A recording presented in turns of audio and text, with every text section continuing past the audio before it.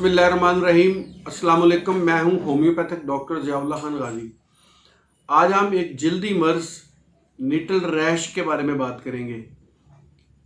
इसे पत्ती उछलना भी कहते हैं, छपाकी भी कहते हैं। ये जल्द पर मुख्तलिफ जगहों पर थोड़ी थोड़ी जगह के ऊपर दायरे से बन जाते हैं, जिसे तिब्बी इस्लाम में निटल रैश कहते हैं।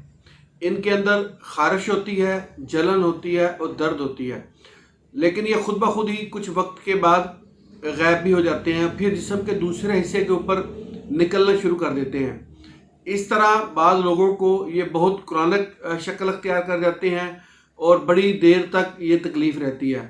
और कुछ लोग जिनकी इम्यूनिटी अच्छी होती है, ये सही बर वक्त उनको ट्रीटमेंट मिल जाती है, तो वो फिर इससे बहुत जल्द इसको कंट्रोल में कर लेते हैं और दोबारा फिर उनको ये नहीं होते मामला। तो आज मैं आपको इसके असबाब के बारे में और इनका होम्योपैथिक इलाज बताऊंगा कि अगर आप बर वक्त तशखीस करके इनके मुताबिक आप होम्योपैथिक की मेडिसिन साथ इस्तेमाल कर लें तो आपको इस तकलीफ का जो जल्दी मर्ज है इससे निजात मिल सकती है। पत्ती उछलना या नेटल रैश ये बजाते खुद कोई मर्ज नहीं है, बल्कि ये किसी भी बीमारी की अलामत हो सकती है जो कि जल्द के ऊपर नमूदार होती है। बाज़ औक़ात ये बड़ी हसास कैफियत अख्तियार कर जाती है। जब ये आँखों पर या चेहरे के ऊपर निकलना शुरू कर देती है तो फिर ये बहुत ज़्यादा तकलीफ़ का बाइस बनती है। हम इसके असबाब के बारे में बात कर लेते हैं। ये मर्ज ज़्यादातर देखा गया है जो कि बेंजोइक प्रिजर्वेटिव केमिकल्स जिन चीज़ों के ऊपर लगे होते हैं खाने पीने की, उनके इस्तेमाल करने की वजह से उन लोगों को ज़्यादा इनके और ख़ास तौर पे मुख्तलिफ़ किस्म के जानवरों को या गंदी जगहों पे जो ऐसे या केमिकल की वजह से अगर जल्द के ऊपर लग जाएं तो उसकी वजह से भी ये मर्ज देखने के अंदर आया है। और बीमारियों में जैसे बच्चे के गले वगैरह पड़ जाते हैं या उनके गले के अंदर कोई टॉन्सिल्स वगैरह बन जाते हैं या बच्चे बहुत ज़्यादा बीमार रहते हैं, उन बच्चों को देखा गया कि ज़्यादातर ये नेटल रैश की बीमारियाँ उनके ऊपर जल्दी अमराज ज़्यादा हमला करते हैं। ज़हनी और नफ्सियाती बीमारियाँ यानी मेंटल इलनेस वगैरह, ये बीमारियाँ वगैरह भी के मरीज़ों को देखा गया है कि उनके भी ये मर्ज लाक हो जाता है। और इसके साथ साथ बहुत सी अद्वियात हैं, एस्प्रिन वगैरह, जिनके साइड इफ़ेक्ट के तौर पे भी मरीज़ों को देखा गया है कि भी उनको भी ये नेटल रैश की बीमारी हो जाती है। और बाद मरीज़ जो कि फ़िश वगैरह खाने की वजह से या अंडा या दूसरे जो मेवा जात हैं इस्तेमाल करने की वजह से भी ये मर्ज देखा गया है। अब हम इसके इलाज के बारे में बात कर लेते हैं कि होम्योपैथिक की कौन सी मेडिसिन है, अगर उनको बर वक्त इन अलामात के साथ इस्तेमाल किया जाए तो इससे जल्द छुटकारा पाया जा सकता है। अच्छा, इसमें जो सबसे पहले दवाई इस्तेमाल होती है वो है अर्टिका यूरनस। अगर अचानक यानी कि किसी को छपाकी निकल आए और अचानक ही गायब हो जाए, ये अमल हो, तो उसको अर्टिका यूरनस क्यूब फॉर्म के अंदर इस्तेमाल किया जाता है। अगर उसके 10 कतरे सुबह दोपहर शाम दिए जाएँ तो 2-3 दिन इस्तेमाल करने से ही दोबारा ये मर्ज जो है नहीं निकलता। और इससे जो अगली इसकी होम्योपैथिक की दवाई है वो है रुस्टॉक्स। अगर सर्द मौसम के अंदर सर्दी की वजह से या भीगने की वजह से ये मर्ज पैदा हुआ हो तो रुस्टॉक्स को इस्तेमाल किया जाता है। रुस्टॉक्स को इसी तरह 200 के अंदर इस्तेमाल किया जाता है। रोज़ाना एक खुराक दें तो चंद दिन इस्तेमाल करने से ये मर्ज दोबारा नहीं आता।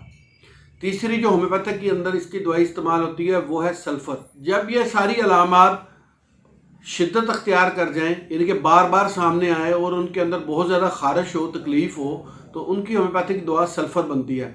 सल्फ़र को 30 के अंदर इस्तेमाल किया जाता है। सुबह शाम एक अगर खुराक चंद दिन तक आप लें तो फिर ये मर्ज़ फौरी तौर पे शुरू के अंदर ही कंट्रोल हो सकता है। और यहाँ मैं आपको ख़ास तौर पे बताऊँगा, बच्चों को जब ये मर्ज़ होता है, अगर किसी को दूध पीने के बाद फौरी तौर पर यह मर्ज़ सामने आया हो तो होम्योपैथिक की दवा कलकेरिया कार्ब इसके लिए इंतहाई मुफीद है। इसको 30 के अंदर इस्तेमाल किया जाता है कलकेरिया कार्ब को। इसको अगर आप सुबह शाम एक खुराक देते हैं तो चंद दिन इस्तेमाल करें कलकेरिया कार्ब का, इसके लिए इस्तेमाल जो है वो बहुत मुफीद है। और जब छपाकी के साथ मरीज़ को बुखार भी हो जाए और उसके अंदर बहुत ज़्यादा बेचैनी हो, तबीयत ज़्यादा ख़राब हो गई हो, तो जो फर्स्ट एड के तौर पर इसको दी जाती है वो होम्योपैथिक की दवा एकोनाइट है।